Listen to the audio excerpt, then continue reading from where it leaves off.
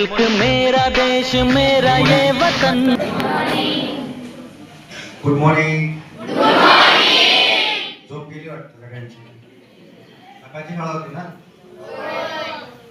बर. तर शाळा शिकायची, लेक्चर ऐकायचं का हसत खेळत ऐकायचं? तुम्ही पण बोलायचं. तुम्ही पण बोलायचं. उत्तर अपेक्षित आहेत मला. बरोबर का? बर, ठीक आहे. तर आजचा आपला लेक्चर जो विषय आहे वाढती बालगुन्हेगारी. बरोबर आहे. तर बालगुन्हेगार याची व्याख्या माहिती आहे का? बालगुन्हेगार बरोबर आहे का? बालगुन्हेगार बालगुन्हेगार कोणाला म्हटलं जातं? एकाने कोणी हात वर करायचा. वर्षाच्या आतील 18 वर्षाच्या आतील बालक गुन्हेगारीच्या क्षेत्रात उतरणे म्हणजे बालगुन्हेगारी. बाल कामगार जसा असतो तसंच बाल गुन्हेगार असतो. बरोबर आहे. बाल कामगाराचं वय असतं 16 वर्षाच्या खाली, म्हणजे तो बाल कामगार ठरला जातो. तसंच 18 वर्षाच्या खाली जे काही गुन्हेगार असतात त्यांना बाल गुन्हेगार म्हणून संबोधलं जातं. बाल गुन्हेगारी का वाढते? बाल गुन्हेगारी वाढण्याची कारण आहेत. ती कारणं मी सांगतो सगळ्यांना. आजचा उद्देश जो आहे बाल गुन्हेगारी वाढू नये किंवा मुलांमध्ये बाल गुन्हेगारी वाढण्याचं प्रमाण किंवा बाल गुन्हेगारी कशी वाढली जाते. आपलं गाव कोणतं आहे? बरोबर आहे. बरं, आपल्या गावात प्रसिद्ध काय?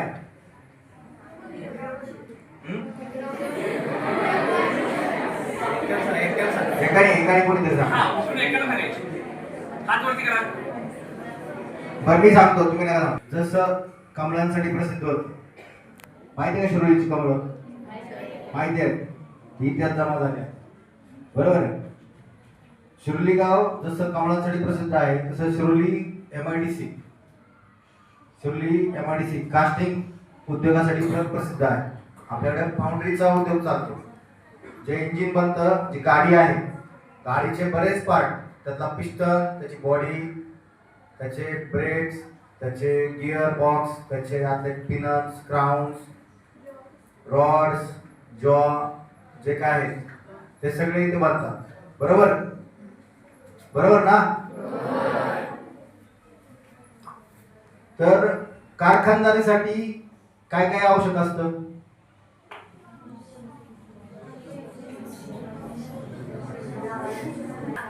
पैसा तर हा मूळ त्याची लाईफ आहे कारखान्याची. सगळ्यात महत्वाचं काय असतं? Raw material. बरोबर आहे. कच्चा मालाची उपलब्धता झाली तरच कारखानदारी चालतो. बरोबर आहे. जसं ऊसाला साखर कारखाना काय लागतो? बरोबर आहे. ऊस नाही पिकवलं तर साखर कारखाना चालणार आहे का? तसं फाउंड्री उद्योगासाठी काय लागतं? कच्चा माल म्हणजे लोखंड. बरोबर आहे. बरोबर ना? लोखंड लागतं. बरोबर. हा, जसं लोखंड लागतं तसं काय लागतं? आणखी कामगार लागतो. बरोबर आहे. तर कामगार शिक्षित असेल तर काय होतं? बरोबर आहे. कामगारांचे 2 प्रकार आहेत ना, शिक्षित आणि अशिक्षित. बरोबर. जर शिक्षित कामगार असेल तर कारखान्याची भरभराट होते आणि अशिक्षित कामगार असेल तर काय होतं? नुकसान होते जास्ती किंवा कमी याच्यात साधन सामुग्रीत तो काम करू शकत नाही. आणि जर त्याला कौशल्य असेल तर कमी साधन सामुग्रीत जास्त स्किलफुल काम करू शकतो. बरोबर आहे. बरोबर आहे का? त्याचप्रमाणे जर कामगार सशक्त असेल तर काय होणार आहे? कामगार सशक्त असेल तर काय होणार? काम जास्त होणार आहे. बरोबर आहे. पैसा जास्त येणार आहे. जर शिक्षित असेल तर. आणि अशिक्षित असेल तर काय होतं? पैसा कमी येतो, काम कमी होतं, बरोबर आहे. त्याच्यामुळे काय होतं, नुकसान होतं, दारिद्र्य वाढतं, बरोबर.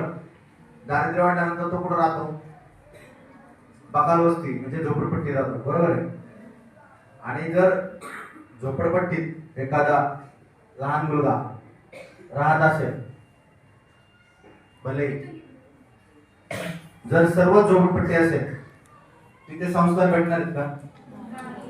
मिळतील, मिळणार नाही असं मिळतात सुद्धा. काही पालक चांगले असतात, ज्यांना जाणीव असते, ते त्या मुलांना चांगलं शिक्षण, प्रशिक्षण, संस्कार देण्याचा प्रयत्न करतात. सर्व झोपडपट्टीतली मुलं बाद नसतात, समजलं, बरोबर का? सगळ्यात मोठं काय, बेरोजगारी, दारिद्र्य, ह्या ज्या गोष्टी असतात. जर कारखानदारी चांगली चालली तर रोजगार वाढणार आहे, कारखानदारी चांगली चालली नाही तर बेरोजगार वाढतो, बरोबर आहे. आपला देश कशावर जास्त चालतो, बरोबर आहे, शेतीवर चालतो ना. किती टक्के शेती करतो आपण? 70% शेती करतो. तुमच्या ते किती जण शेतात जातात?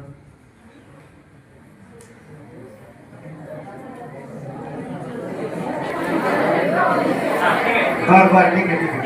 बडबड करू नका रे मध्ये, आपसात बडबड करू नका.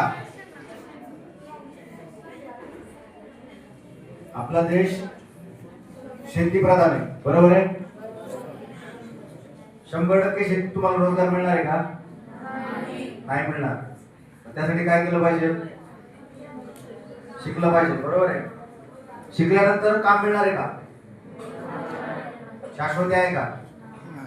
नाही, बरोबर आहे. मग जर वाढती बेरोजगारी वाढली तर काय होणार आहे? अरे बेरोजगारी वाढली तर काय होणार आहे? नुकसान कोणाचं होणार? देशाचं होणार, बरोबर आहे. तुमचं नाही होणार का? होणार आहे. जर तुम्हाला बेरोजगारी वाढली तर पैसे मिळणार आहेत का? नाही मिळणार. मग तुम्ही काय करणार?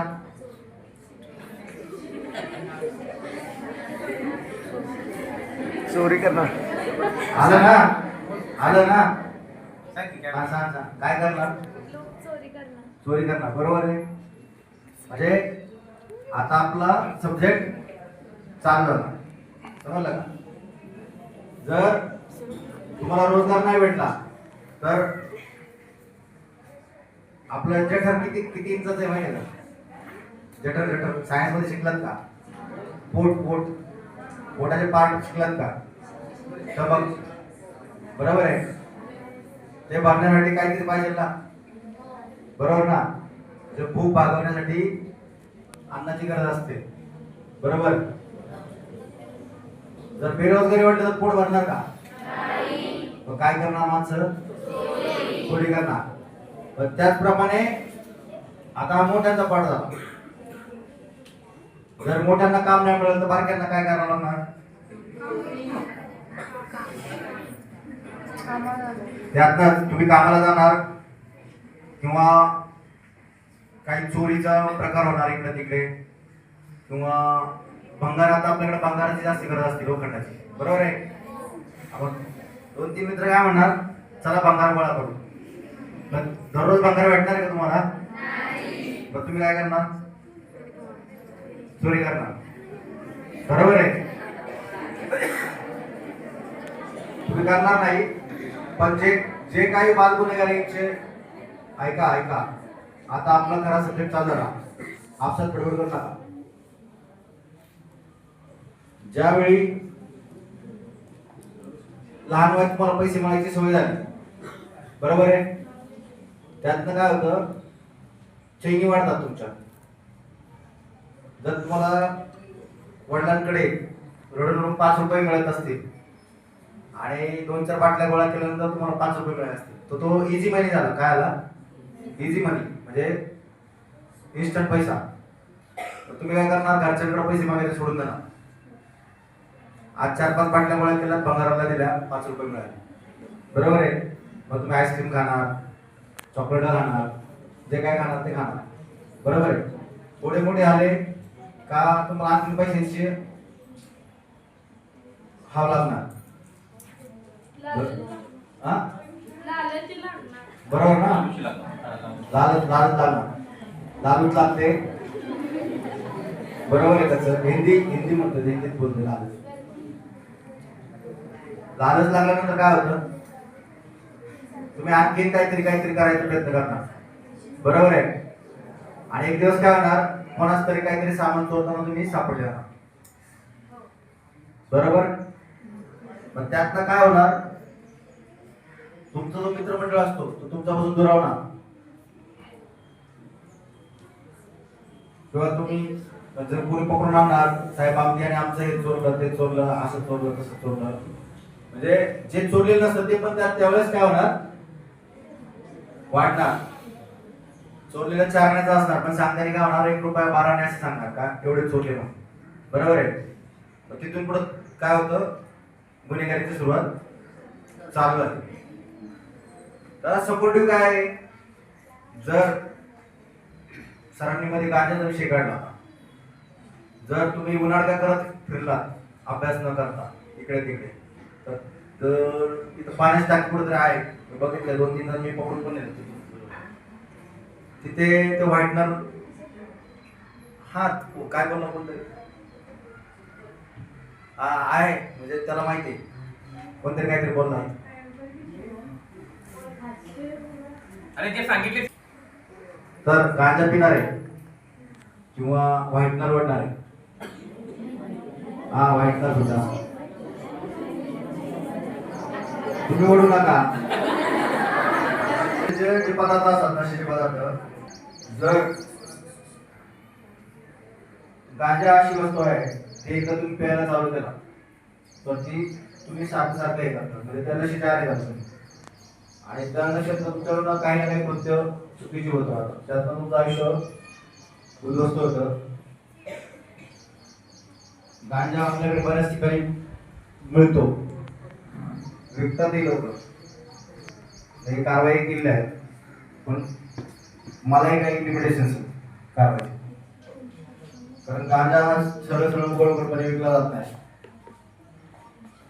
मग काय होतं, जर गांजा नाही मिळाला तर इतर संसाधनं, म्हणजे मेडिकलमध्ये काही टॅबलेट्स भेटतात किंवा तुमच्या स्टेशनरीच्या दुकानात व्हाईटनर वगैरे भेटतं, ते ओढलं जातं नशेसाठी. तुम्हाला माहित नाही, चांगलं आहे, तुम्ही ओढू नका ते.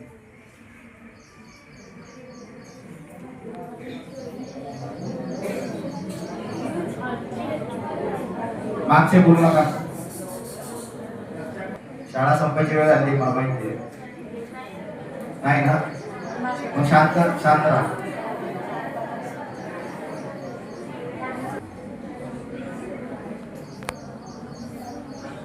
आपण आतापर्यंत काय काय चर्चा केली आपण. अंमली पदार्थ झाले, बरोबर आहे. त्यानंतर बेरोजगारी झाली, बरोबर आहे. मागचे गुन्हागार आहे, हे मधला बोल नको. प्रेमाने सांगितलं ऐकायचं. आपण अंमली पदार्थाची चर्चा केली, त्यानंतर आपण बेरोजगारीबाबत चर्चा केली, त्यानंतर आपण बालगुन्हेगार कसा निर्माण होतो याच्याबाबत चर्चा केली, त्यानंतर आपण बेकारी कशी वाढल्या किंवा शिक्षित कामगार अशिक्षित कामगार याच्याबाबत चर्चा केली, बरोबर आहे. आता इथून पुढे आपण चर्चा करू अवेअरनेस का महत्वाचा आहे. अवेअरनेस म्हणजे जागरूकता. अवेअरनेस म्हणजे जागरूकता. जर समाज जागरूक असेल तर काय होतं, उन्नती होते. समाज जागरूक असेल तर काय होतं, उन्नती होते. आणि समाज जागरूक नसेल तर काय होतं, अवनती म्हणजे अधोगती होते, बरोबर आहे. जर समाज जागरूक पाहिजे असेल तर समाजाने काय केलं पाहिजे, सेल्फ मोटिवेटेड असलं पाहिजे, म्हणजे स्वयंप्रकाशित. जसा सूर्य स्वतः उगवतो आणि सृष्टीला पण जगवतो, बरोबर आहे ना, बरोबर आहे का. सूर्य नसतं तर काय झालं असतं,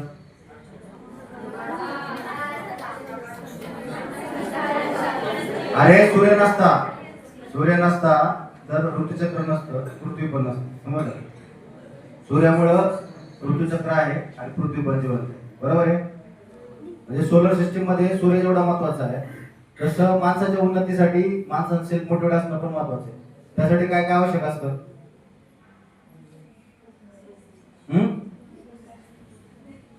स्वयंशिस्त असणं महत्वाचं आहे. षड्रिपू, मराठीत षड्रिपू वाचलेत का? नाही. मराठी शिकवलं नाही सरांनी तुम्हाला?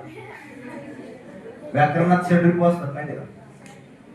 षड्रिपू म्हणजे 6 शत्रू. 6 शत्रू असतात. मनुष्य जन्माला आला त्याच्याबरोबर 6 शत्रू हे जन्मजात येतात. बरोबर आहे का? माहिती आहेत का कोणते? नाही तर सांग. राग, लोभ, मद, मत्सर, मोह, माया हे 6 शत्रू असतात. जर माणूस जन्माला येतो त्याच्याबरोबरच ते येतात. प्रत्येकाला अहंकार असतो. बरोबर आहे? अरे इगो असतो ना, तुमच्या शब्दात इगो म्हणतात त्याला. हा, तुमच्या शब्दात इगो म्हणतात. मराठी तुम्हाला येत नाही ना? हा, मीपणा, अहंकार. राग, पुढे काय बोललं तर तुमच्या नाकाच्या शिण्यावर राग येतो. बरोबर आहे? येतो ना? लोभ, तुम्हाला लोभ दिला जातो. लोभ माहितीये का? लोभ दिला जातो. तू एवढे टक्के पाड, तुला मी गाडी देतो किंवा सायकल देतो किंवा गाड्या देतो. बरोबर का? तो तुम्हाला लोभ दिला. मत कधी येतो माहिती का? मदमस्तपणा कधी येतो माहिती का? मला सगळंच येतंय, शिक्षकांनी सांगितलं ऐकायचं नाही. सर मला सगळं येतं, मी काय करणार? बरोबर आहे का? मला सगळं येतं. होमवर्क दिला असतो, करून यायचं नाही. सर मी केलेलं आहे, मला येते सगळं, मला आठवते, परीक्षेला हो काय. पण आता मी काय करणार नाही. त्याला मद म्हणतात. मोह, मोहापासून लांब राहायचं असते. तो धोकादायक असतो. माया म्हणजे सरछडी मारतात ना, ती माया असते. त्याला काय म्हणतात? ती कुठली माया म्हणतात तिला? छडीची का? छडीची माया. म्हणजे त्यामुळे तुम्ही काय होणार आहे? सरळ होणार आहेत आणि चांगले होणार. श्यामचा एक पिक्चर पाहिला का सगळ्यांनी? पाहिलंय का? नाही पाहिलं? नाही पाहिलं. त्यात एक गाणं माहिती का? छडी लागायची शब्द. हा, जर आता छडी लागत नाही. आमच्या वेळेस लागायची, आता ती लागत नाही. जर आपल्याला ऐका आपल्याला सदृढ व्हायचं असेल तर काय करावं लागेल? या 6 गोष्टींपासून अलिप्त व्हावं लागेल. त्यासाठी काय करायचं? 21 जून काय आहे आपला? काय आहे? योग दिन. बरोबर आहे. हा, परत आता 21 जुलै काय? माहिती आहे का 21 जून काय? 21 आणि 22 जून माहिती आहे का? 21 जुलै माहिती आहे का? नाही माहिती, सांगतो. अंमली पदार्थ विरोधी दिन म्हणून साजरा केला जातो. 21 जून हा योग दिवस जसा आहे तसा 21 जुलै हा अंमली पदार्थ विरोधी दिन आहे. बरोबर आहे का? बरोबर आहे. 22 जुलै काय आहे माहिती आहे का? माहिती आहे का? आतंकवाद विरोधी दिवस म्हणतात. आतंकवाद विरोधी दिवस, सद्भावना दिवस. स्वर्गीय राजीव गांधी माजी पंतप्रधान यांच्या पुण्यतिथी निमित्त तो साजरा केला जातो. त्याला सद्भावना दिन म्हटलं जातं. जसं शरीर सुदृढ होण्यासाठी योगाची गरज आहे, तसं तुम्ही सुदृढ होण्यासाठी अंमली पदार्थांपासून दूर राहणं आणि समाज सुदृढ होण्यासाठी जसं नक्षलवादी, आतंकवादी, टेररिस्ट, इतर ज्या काही गोष्टी, त्यासाठी तुम्ही जागरूक राहणं महत्वाचं आहे. विद्यार्थी असतो म्हणून तुम्ही जागरूक राहायचं नाही असं नसतंय. जागरूकता ही बालवयापासूनच आली पाहिजे, तरच तुम्ही उद्याचे सुदृढ नागरिक होणार. बरोबर आहे? त्यासाठी काय केलं पाहिजे? खेलो इंडिया म्हणून आपल्याकडे आलो होतो माहिती आहे का? आलं होतं का? अजून चालू आहे का बंद आहे? चालू आहे ना? किती जण खेळतात? खेळताना कोणीच दिसत नाही, सगळे मोबाईल मध्ये बिझी असतात, बरोबर का? युट्यूब, इंस्टाग्राम, बरोबर ना? मागचे युट्यूब, इंस्टाग्राम मध्ये बिझी असतात, बरोबर का?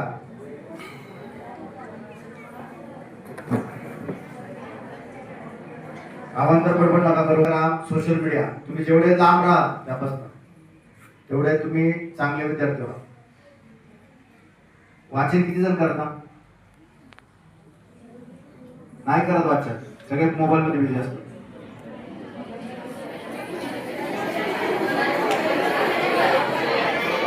पुस्तकं सोडून बरेच जण बाकी काय काय वाचतात. अवांतर वाचन किती जण करतात? गोष्टीची पुस्तकं आणि गाणे, गोष्टींची पुस्तकं आणि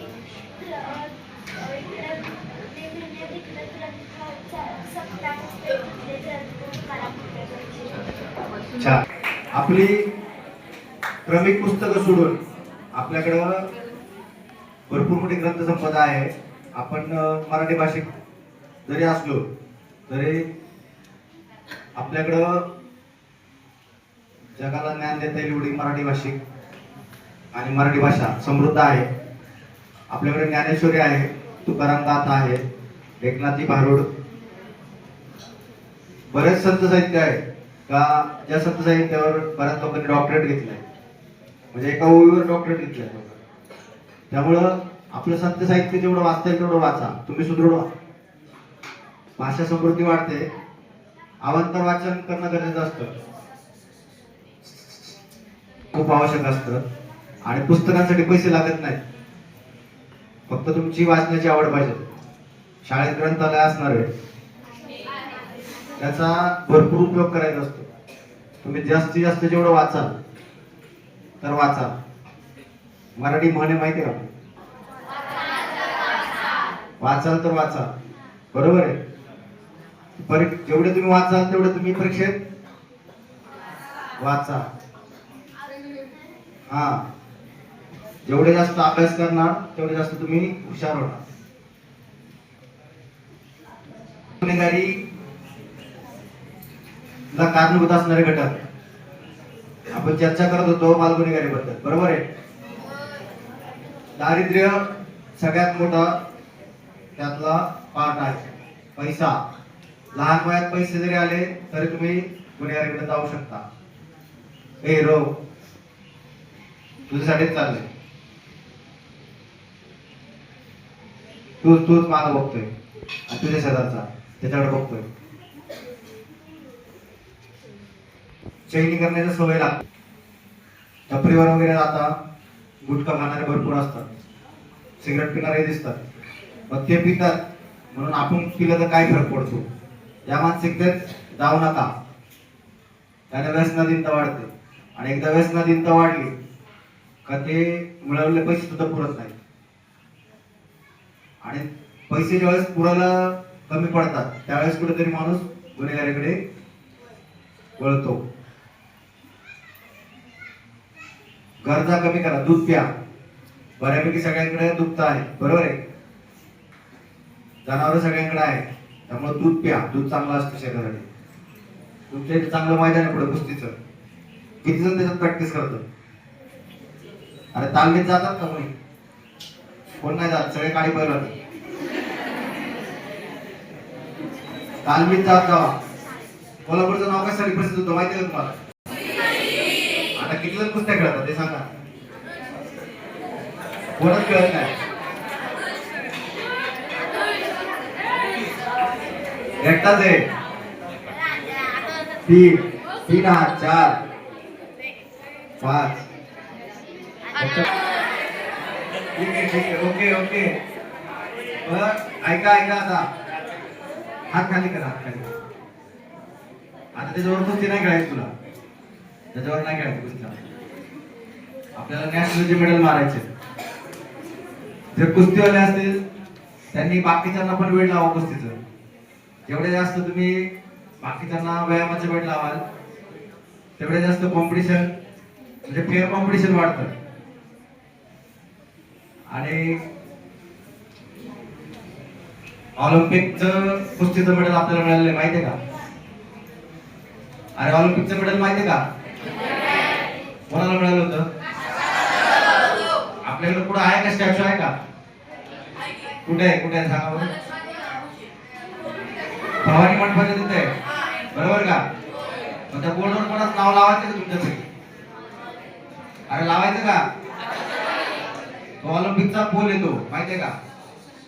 त्याच्यावर आता कोणाचं नाव लागलंय नवीन? हा मग त्यातलं तुमचं कोणाचं लावायचं तिचं नाव लावायचं का आपल्याला? आणि शाळेचं नाव मोठं नाही आवडलं त्याने.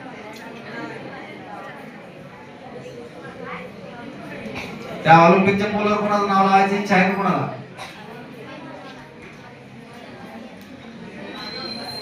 मला काय वाटत नाही बाबा इच्छा आहे कोणाची. एकटाच आहे का? Very good. 2 हा देणार एकदम आता हळूहळू येणार लगेच. Very good very good. त्यासाठी ऐका लक्ष द्या इकडे. त्या ऑलिम्पिकच्या पोराला नाव लागण्यासाठी सातत्य खूप महत्वाचं असतं. मेहनत सातत्य म्हणजे एक तपश्चर्या केल्यासारखं आहे. तुम्ही जोपर्यंत तपश्चर्याला सगळं भान विसरून केले जाते त्याप्रमाणे तो खेळ तुम्हाला खेळावा लागतो. तेव्हा कुठे तुम्ही त्या तपश्चर्याचं तुम्हाला फळ मिळणार आहे. ऑलिम्पिकचं स्वप्न बघा, पूर्ण करण्यासाठी प्रयत्न करा. आणि कोल्हापुरात स्पोर्ट्स साठी चांगलं वातावरण पोषक वातावरण आहे. तुमचे शिक्षक आहेत तुमच्या जोडीला. तुमच्या खेळात तुमची आवड असेल तर ते तुम्हाला मदत करतात. म्हणे माहिती मराठी काय म्हणे? आवड असेल तर सवड होते माहितीये का? हा म्हणजे एक लक्षात घ्या, मला अभ्यास आहे असं नसतंय. तुम्ही काय 12 तास अभ्यास करू शकता बरोबर आहे. त्यामुळे आपल्याला टाइम टेबल मध्ये पीटी पिरियड पण असतो माहितीये का? किती जण खेळतात पीटी पिरियड? खेळता का? बर ठीक आहे ओके बस असू दे काय होत नाही. तू जाते जबाबदार घटक आपण पाहत होतो. त्यात दारिद्र्य झालं, तुमच्या सवयी झाल्या, त्यानंतर पैसा झाला बरोबर आहे. त्यानंतर मित्रमंडळ, चांगले मित्र निवडा. समजलं का? मी खेळाचं उदाहरण त्यासाठी दिलं. तुम्ही जर खेळात मागचे मंडळ चांगलं होतं, नंतर कोल्हापुरात त्यातनं काय होतं माहिती जास्ती असतं. काय होतं? भांडणं होतात. त्या गल्लीचा क्लब, त्या तालमीचा क्लब, त्या तालमीचा क्लब, सगळे उट्टी दुनी काढण्यात त्या खेळ राहतो बाजूला भांडणं होतात. भांडणात काय होतं? गुन्हे दाखल होतो गुन्हे बरोबर आहे. मग खेळ जसा चांगला आहे, मी जे षड्रिपू सांगितलं तुम्हाला, षड्रिपू बरोबर का? त्याचा संबंध आला का आता? त्याचा संबंध आला का आता? इथे षड्रिपू सांगितलं तुम्हाला. मद मत्सर राग लोभ. खेळात रागाची उत्पत्ती नका करू. रागाची उत्पत्ती झाली तर भांडणं होतात. जसे फुटबॉल क्लबची भांडणे आहेत कोल्हापुरात, पेठतल्या क्लब बरोबर ना? हा, त्यातनं दरवर्षी भांडणच होतात. आणि भांडणं झाल्यानंतर गुन्हे दाखल होतात. त्यातनं काय होतं? गुन्हेगारी वाढते. आणि त्यात काय असतात? सगळे स्पोर्ट्समन असतात क्लबचे, का जे नॅशनल लेवलचे प्लेयर आहेत चांगले, पण गुन्हे दाखल झाल्यामुळे काय झालं? त्यांचं करिअर बाद झालं. त्यांना कुठेही चान्स मिळाला. तुमच्यापैकी ज्याला ऑलिम्पिकच्या खेळांमध्ये जायचंय किंवा इकडे तिकडे जायचं त्यांच्यावर कोणी दाखल असले पाहिजे का नसले पाहिजे? मग आपलं चारित्र्य क्लिअर ठेवण्याची जबाबदारी कोणाची? मग मित्रमंडळ कसं असावं? नाही व्यसनी असावं, नाही का? पैसे नाही मिळाले तरी चालेल, पण एक वेळ मित्र नसला तरी चालेल, नसला तरी चालेल, पण वाईट सवयीचा दुर्गुणी मित्र नसावा. बरोबर आहे?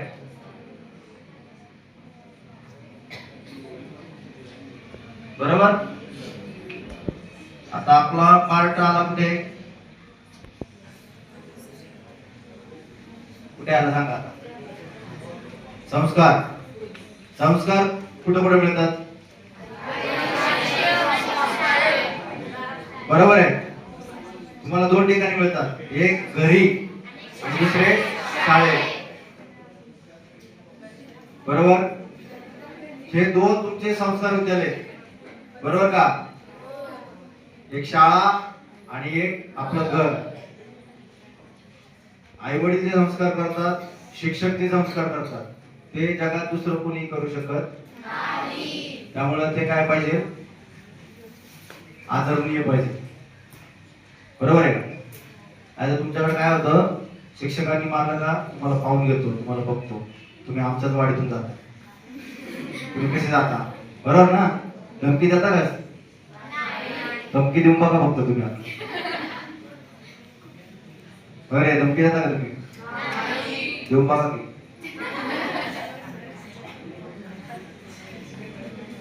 तसं करायचं नाही करायचं. ते तुमच्या भल्यासाठीच केलं जातं. तुमच्या भल्यासाठीच ते तुम्हाला शिक्षा देतात. तुमच्या भल्यासाठीच ते तुम्हाला छडी मारतात. त्यातनं तुम्ही चांगले व्हावे, तुमचा उत्कर्ष व्हावा हाच उद्देश असतो. कार्यानुभव होतो का आपला? कार्यानुभव होतो नक्की. काय काय शिकता कार्यानुभवात?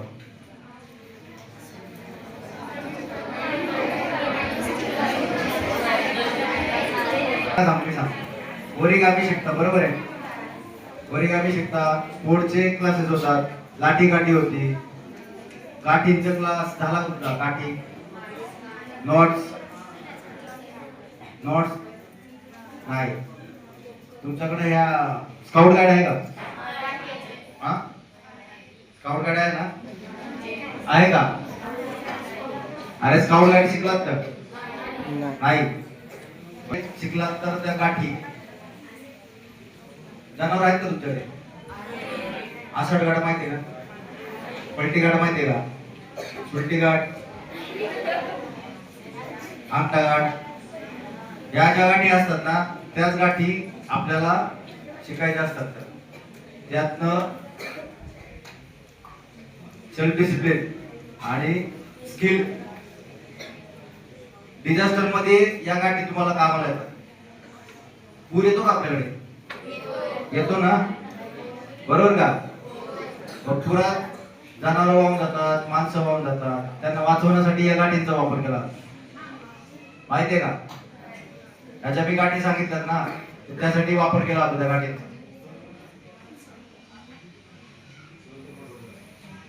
तलावात कोणी बुडलेलं पाहिलं का? तुमच्या शेजारीच तलाव आहे ना समोर? परत बुडलं होतं का? कुणी काढलं?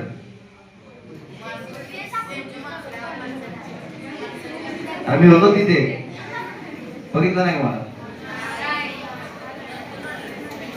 नंतर आलो रे. बर एक आणखी 5 मिनिटं.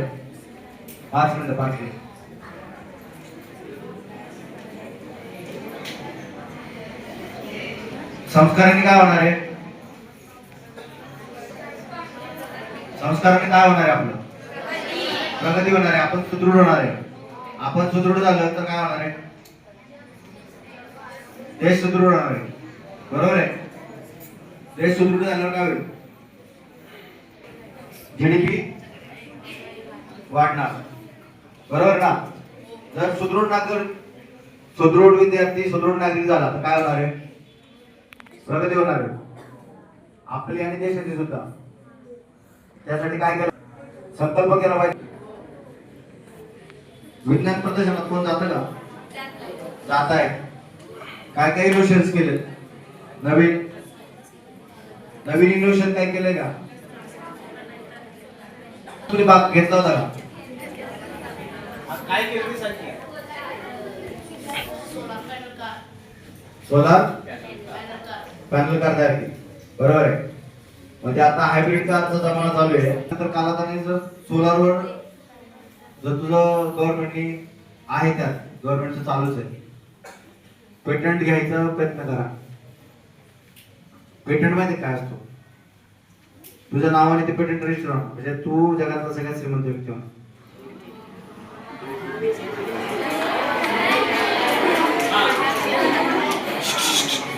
हा ऐका असं आयडियाज तुम्हाला आल्यानंतर त्या पेटंट रजिस्टर करता आले पाहिजे. समजलं का? निष्ठ राहिले पाहिजे. अंधश्रद्धा कुणी पाळू नये. बरोबर आहे का? हा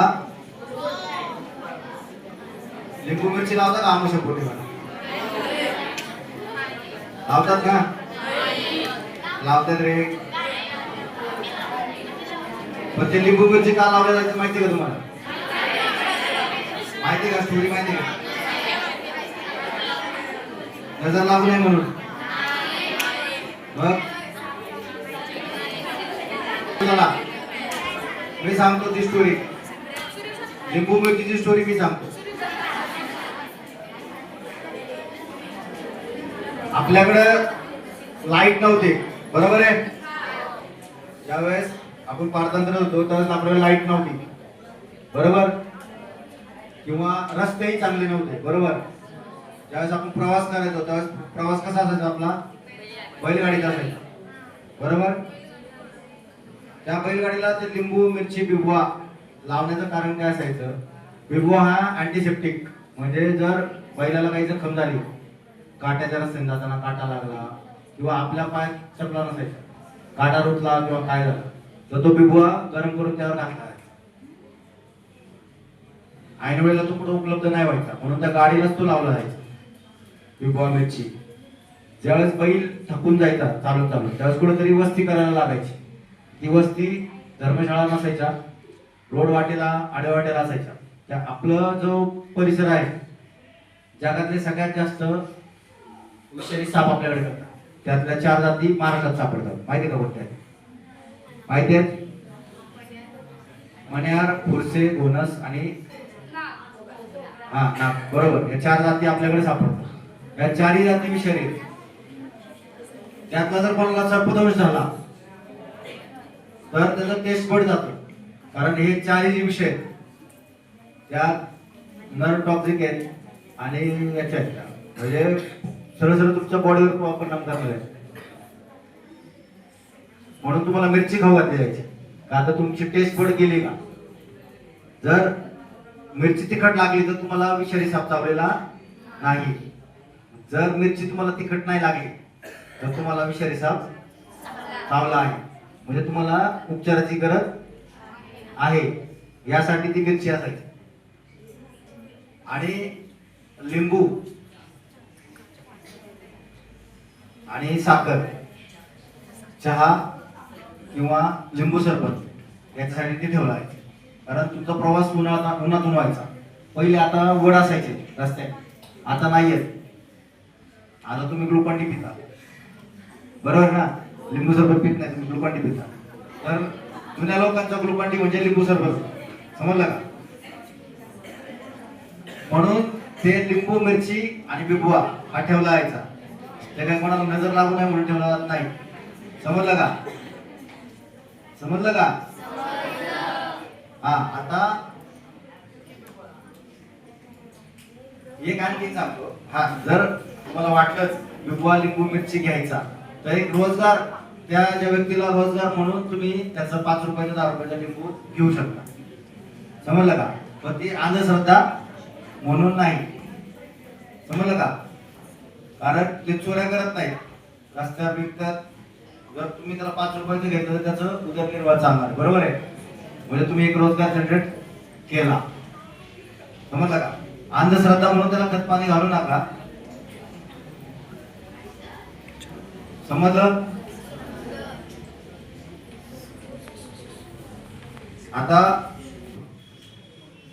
त्यामध्ये 12 वर्षाच्या आतील, 16 वर्षाच्या आतील आणि 18 वर्षाच्या आतील असे 3 कॅटेगराईज केला.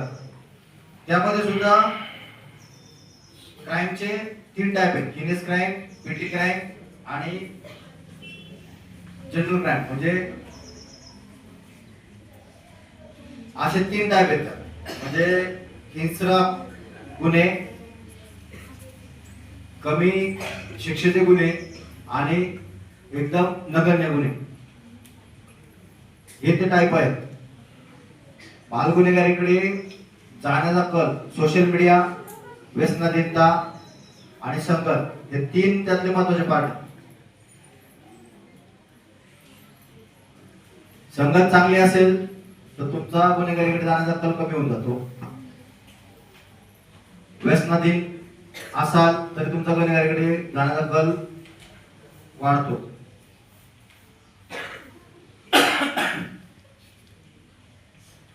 आणि तुम्ही राहता कुठे, संस्कार त्यातला 3रा भाग. ठीक आहे, काही जण शेतात राहतात, काही जण झोपडपट्टीत राहतात. पण झोपडपट्टीत राहणाऱ्यांना सुद्धा स्वतःला चांगल्या ठिकाणी जाण्याचा प्रयत्न केला पाहिजे.